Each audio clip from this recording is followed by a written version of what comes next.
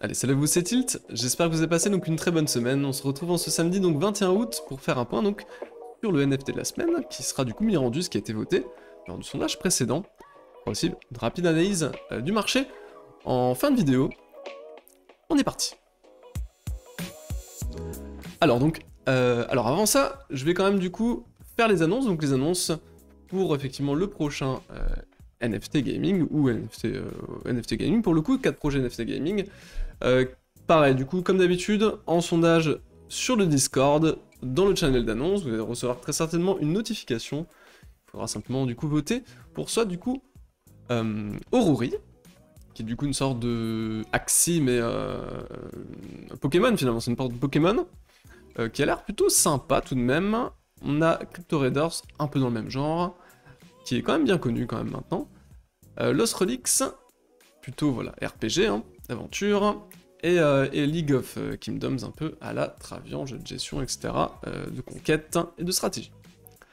Voilà, donc 1, 2, 3, 4, 1 pour Orari, 2 pour Crypto Raiders, 3 pour Lost Relics, et 4 pour League of Kingdoms, donc il y a simplement du coup à voter.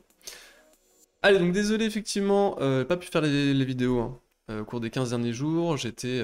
bah c'est les vacances en même temps pour moi, donc entre guillemets, parce qu'il y a le coaching tout de même, mais on va dire que c'est les vacances pour moi, je ne travaille pas, je vais reprendre le travail en septembre, donc voilà, effectivement je profite aussi un peu de mes vacances, donc voilà, j'ai pas fait effectivement ces vidéos le samedi, donc je m'en excuse, j'essaie de reprendre un rythme normal, on va dire, à partir de la semaine prochaine, et on démarre du coup sur Mirandus. Voilà, Mirandus, un jeu que j'affectionne quand même particulièrement beaucoup, étant donné du coup que c'est du coup un MMORPG qui du coup voilà play to earn, hein, où effectivement je pense qu'il y a un sacré potentiel sur ce jeu. Je vous le présente quand même rapidement. Du coup c'est un RPG fantastique épique, hein, qui se déroule dans un monde donc, dirigé par 5 monarques. Donc, les monarques simplement du coup les personnes qui ont finalement acheté des citadelles, là. Il y a 5 citadelles, donc qui sont extrêmement chères. La dernière qui a été achetée à, je crois, 1,7 million, quelque chose comme ça, je crois. 1,7 million dollars pour la dernière, qui a été achetée effectivement ici. Il en reste 2, je crois. Il en reste 2, je crois, des citadelles. Que je dise pas de bêtises, normalement il doit rester 2 citadelles, celle-ci, hein. Celle-ci et celle-ci, donc effectivement il reste 2. Donc il y en a 3 qui ont été vendus tout de même, hein.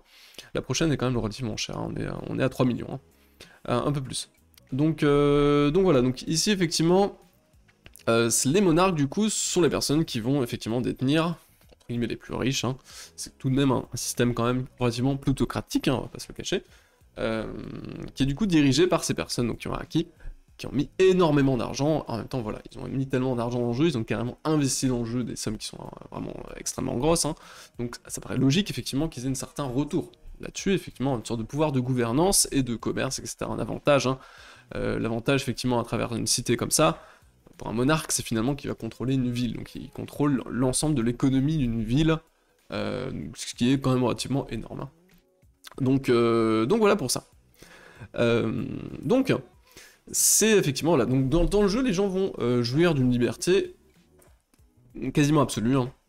Ils peuvent partir, on va dire, seuls par exemple, hein, dans la nature, hein, pour tenter leur chance, hein, contre des monstres de forêts profondes, des donjons. Donc il y aura des donjons, il y aura du combat, il y aura du PVP, il y aura du PVE. Et ils peuvent aussi se joindre à l'un des monarques pour servir comme chevalier de la cour. Donc c'est comme une sorte de des factions, hein, une sorte de faction dans WoW par exemple. Ou s'installer dans l'une des 5 grandes villes du royaume. Donc la propriété des biens du jeu est un mécanisme central. Donc les joueurs qui peuvent détenir des titres de propriété, ça leur permet du coup de revendiquer du coup des parties de la nature sauvage, des terres finalement, et créer du coup finalement une économie. Avec du coup ce dont ils disposent, donc ça va dépendre effectivement qu'on va avoir, on va le voir un peu après, mais il y a ce type de maison, donc ça c'est la maison de base, hein, qui du coup ici est desservie de 2 parcelles finalement à côté, des 5 sur 5, des plots de farming finalement, et un petit plot pour pouvoir poser une forge ou n'importe quoi, qui est un objet de décoration aussi, avec du coup le plot médium qui lui sera du coup la maison, hein. Voilà, donc ça c'est pour ça, et après il y en a forcément d'autres, hein. On va en parler je pense un peu après. Voilà, donc Mirandus. Mirandus, c'est un jeu qui est construit comme une simulation, dans laquelle vous, donc le joueur, hein, êtes placé dans un monde qui réagira à votre présence. Donc les animaux, les monstres n'auront pas de point d'ancrage fixe, c'est-à-dire ils peuvent être trouvés de manière random en fait, hein, plutôt de vastes, voilà, de manière random dans de vastes étendues qui pourront du coup explorer, interagissant avec les autres créatures, donc les mobs interagissent avec d'autres mobs, et aussi avec l'environnement. Et ils agissent aussi selon leur logique, on va en parler. Donc cela signifie que si vous allez dans une forêt du coup et que vous tuez tous les lapins pour détenir par exemple des pots pour le marché, les loups qui existent normalement dans cette zone deviendront plus affamés et plus dangereux. Donc le manque d'aventuriers dans la forêt en raison de ce nouveau danger, entre guillemets maintenant parce qu'il y a beaucoup de loups, pourrait du coup en faire un lieu attrayant pour un repère par exemple de gobelins, donc des mobs hein, qui viendraient s'installer ici, ou une grotte pleine de trolls ou ce genre de choses. C'est un jeu vraiment qui s'adapte en fait hein, au contexte, à l'environnement. Voilà, c'est vraiment les joueurs qui créent le jeu. La proximité de la forêt, donc en tant que propriétaire d'un titre de propriété, peut représenter du coup certains avantages, mais ça signifie aussi que vous êtes le premier entre guillemets à vous rendre compte que l'écosystème est déséquilibré. Donc, que se passe-t-il par exemple si vous coupez tous les arbres? Vous aurez peut-être éliminé la menace immédiate des loups, mais vous aurez peut-être aussi fait baisser la nappe phréatique, rendant l'agriculture de plus en plus difficile. Donc vous farmerez moins finalement. Par exemple, je sais pas, est-ce qu'on verra des rangers se former pour protéger et gérer les forêts? Donc ça c'est l'exemple qu'il donne. Hein. Ou des sociétés d'exploitation forestière, quel type de comportement émergent basé sur les joueurs sera observé, on ne le sait pas pour l'instant, donc c'est vraiment les joueurs qui créent le jeu, ça qui est vraiment intéressant, que l'IA à l'intérieur du jeu, finalement, crée tout un environnement qui va bouger, on n'a pas vraiment quelque chose de fixe, tout va bouger, les mobs vont s'adapter, l'environnement va s'adapter, dès qu'on va interagir sur quelque chose, dès qu'on va par exemple couper une forêt, on va avoir d'autres choses qui vont venir se greffer. Par exemple, il n'y aura plus de nappe phréatique, il n'y aura plus de ça, on ne pourra plus faire l'agriculture à côté, il faudra peut-être les replanter, il faudra peut-être contrôler ça. Ça va être sympa. Ça va être sympa à voir, je pense. Voilà, c'est un jeu quand même qui est extrêmement ambitieux. Ils ne construisent pas un seul jeu, ils construisent une sorte de monde, hein, où le joueur joue un rôle central. Voilà du coup pour ça, donc la petite présentation finalement du jeu global. On va maintenant du coup s'intéresser un peu plus aux droits de propriété. Donc là vous voyez, on a effectivement donc la propriété. Donc les joueurs peuvent du coup acheter des titres de propriété pour différents types de biens. Un acte de propriété est un modèle qui peut être entre guillemets tamponné hein, sur la carte d'un monde. Une fois qu'un acte de propriété est placé, il ne peut pas être déplacé à moins que tous les bâtiments soient rasés. Par des monstres ou n'importe quoi, hein, des joueurs. Voilà. Donc dans le monde de Mirandus, la propriété est un synonyme de sécurité, entre guillemets, donc les joueurs ne sont en sécurité qu'à l'intérieur des murs de leur propriété. Des actes de propriété, du coup, signifient des meilleurs murs, de meilleurs actes de propriété signifient de meilleurs murs, qui empêchent du coup les mondes de niveau supérieur d'entrer, finalement. Donc exemple, un acte ça c'est l'exemple qu'il donne, hein, un acte de hameau de ferme à une clôture rustique en bois qu'aucun monstre de bas niveau ne franchira. Un acte de citadelle par exemple, donc là ce qu'on a vu juste avant, là les grosses citadelles, repoussera du coup les monstres de très haut niveau, forcément. Vous que c'est quand même une ville, hein, avec des remparts, etc. Ce qui est important quand même, c'est que du coup les développeurs de Mirandus pensent qu'effectivement le Mirandus doit être un jeu gratuit, et c'est vrai, effectivement je pense que on doit attirer des gamers, et il faut que le jeu puisse rester gratuit. Ceci dit, tout de même, l'élément central, ça reste quand même les maisons, finalement, hein, parce qu'il n'y en aura que 1625 en tout. Finalement, détenir finalement une de ces maisons fait de vous finalement l'élite, faites partie de l'élite finalement, si le jeu rencontre un certain succès. Forcément, s'il y a 2000 joueurs sur le jeu, bon bah, voilà, c'est pas très rare. S'il y a 50 000 joueurs ou plus, là ça commence à être un peu plus intéressant, quoi. Voilà, donc le homestead, donc qui est ici un homestead, qui est du coup la plus petite et la plus humble des habitations du monde de Mirandus, c'est juste simplement une cabane où vous pouvez vous reposer si vous êtes fatigué et récupérer des voyages, quoi. Donc ça n'a pas de capacité de fortification défensive incroyable, hein, effectivement. Des monstres peuvent effectivement rentrer là, donc casser votre maison, hein. C'est forcément la maison de niveau 1. Donc les protections sont vraiment assez faibles hein, finalement sur Sur ça par contre il y en a d'autres effectivement derrière, où là par contre c'est un peu plus sympathique. Hein. Par exemple du coup, donc on peut prendre le cas de l'acte ici, hein, c'est quoi cet acte là? C'est un acte c'est un... on appelle ça déjà? C'est un avant-poste, qui lui par contre est plutôt fortifié. C'est une des premières fortifications qui est quand même relativement efficace là-dessus. Ça c'est une ville de baron, etc. Donc là vous voyez par exemple ça, pour la village du baron, là par contre, bon bah là il y a quand même beaucoup plus de choses à faire, on a carrément une sorte de village, hein. Vous voyez le plot, le grand plot à 20 sur 20, et ensuite des plots médium, 10, 10, 10, 10, on a 4, il y en a 8, il y en a 16, il y en a 8, pardon, excusez-moi, et ensuite effectivement on a 8 x 5, hein, 5 sur 5, en plot small, et en plot farming ici vous en avez 7, plus de la déco et d'autres objets de déco, donc là il y a quand même beaucoup plus de choses. Hein. Il y a beaucoup plus de choses, donc là on peut réellement créer tout un système et tout un business finalement autour de ça. Ça commence à être intéressant effectivement, par contre c'est pas donné, hein. Honnêtement, acheter ça c'est vraiment pas donné. Hein.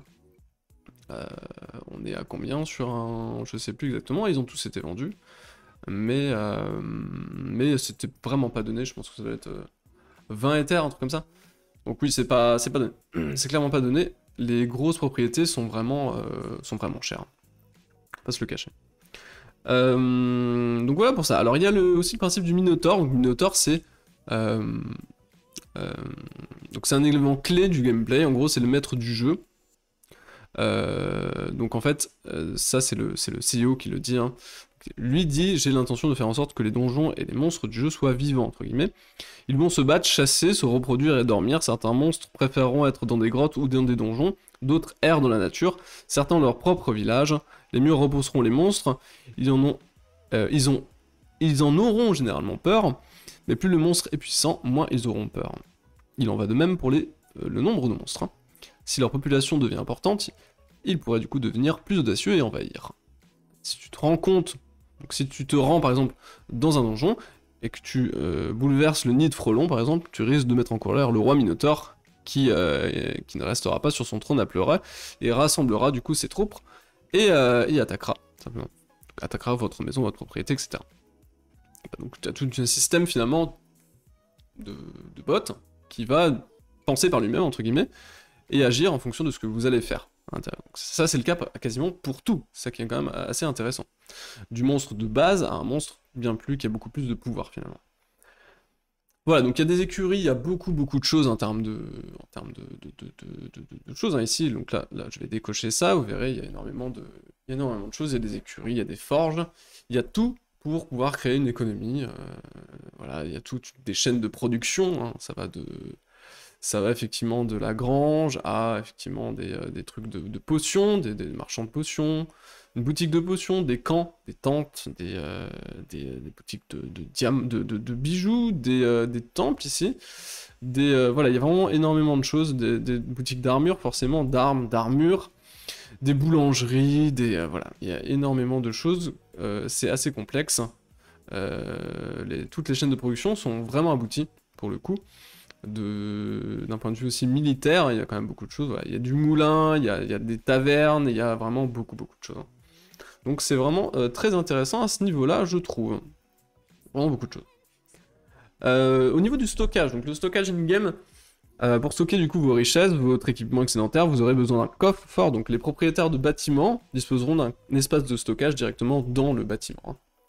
Hein. Par contre, il est forcément limité, qui est un autre système de coffre-fort polyvalent qui pourrait du coup être mis en place pour les joueurs. Ça permettrait finalement à des joueurs de louer des objets à d'autres. Finalement, on peut louer, par exemple, si j'ai envie d'avoir une épée ou je sais pas quoi, je peux la louer à quelqu'un d'autre. Et c'est le cas sur tous les items du coup. Hein. Voilà, donc il y a plein de systèmes comme ça qui sont des mécaniques qui sont vraiment innovantes, je trouve, dans ce jeu. Voilà, donc il y a la forge, hein, voilà, donc en fin de compte, c'est à vous, donc le joueur, hein, de construire le monde. Donc le directeur de studio, Michael McCarthy, est en train du coup de créer un monde dans lequel les actes et les services fournis sont liés et dépendent les uns des autres et sont tissés dans le monde naturel. Mirandus est conçu pour plaire à une grande variété de joueurs, que vous souhaitiez un jeu d'aventure rapide, un jeu d'agriculture, un jeu d'artisanat ou à plus haut niveau, un simulateur économique de gestion de royaume, hein, Mirandus sera du coup une niche pour vous. Du coup, c'est que les anciens jeux, donc les jeux les plus anciens, avaient un sens du danger qui a largement été perdu par les jeux plus modernes. C'est particulièrement vrai pour les MMORPG, où les points de ponte de créatures sont souvent rapidement identifiés. On sait où aller chercher les mobs, alors que là, non, tout va être random et on peut pas prédire et savoir exactement où on va aller chasser tel type de mob à tel endroit. Donc les créatures, du coup, dans les jeux existent pour une raison simple, être tuées par les autres joueurs, et c'est tout, finalement. Alors que là, non. Les créatures dans le jeu ont leur propre logique et leur propre priorité, en dehors de fournir du fourrage, par exemple, pour les joueurs.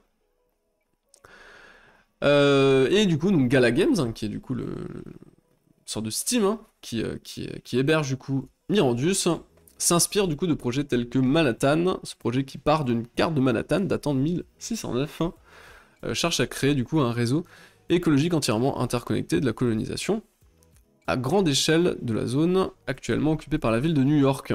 Le nom de Manhattan, qui signifie terre de nombreuses collines, a été choisi parce que les chercheurs voulaient montrer à quel point l'ensemble de Manhattan, à quoi ressemblait l'ensemble de Manhattan lorsqu'il s'agissait d'une campagne vallonnée de forêt, et avant qu'il ne devienne un patchwork continu de béton et d'acier finalement. Le projet Manhattan a commencé par dessiner des cartes de dépendance écologique, tuiles ou toiles de muir, montrant comment chaque animal différent s'intègre dans l'écosystème avec ceux qui l'entourent. Ces cartes sont similaires à celles de l'école primaire où vos professeurs vous ont montré qu'une surabondance de lapins pouvait entraîner une explosion de la population de renards qui mangeraient les lapins, ainsi de suite, etc., etc. Je pense que vous commencez à comprendre le principe. Effectivement, c'est un jeu qui est où l'environnement va changer. Voilà, l'environnement, chaque chose, finalement, comme dans la vie réelle, hein, quand on coupe un arbre, bah forcément, ça a un impact sur d'autres choses, sur la faune, la flore, etc. Et le jeu va essayer de reproduire, effectivement, toutes ces mécaniques, qui sont des mécaniques quand même relativement complexes. Pareil pour une forêt, voilà, une forêt d'en haut, hein. Bon, la forêt, elle est toujours verte, hein. Bah là, non. Bah la forêt, en fait, c'est comme une forêt normale, c'est-à-dire que bah, les arbres vont mourir. S'il y a trop de pollution, il y a tout un truc au niveau de la pollution aussi, donc s'il y a trop de pollution, si vous polluez trop, et forcément les arbres vont crever, etc., etc. Ça va être mauvais pour l'agriculture, pour les nappes phréatiques, etc., etc. Donc c'est vraiment assez complet, je trouve.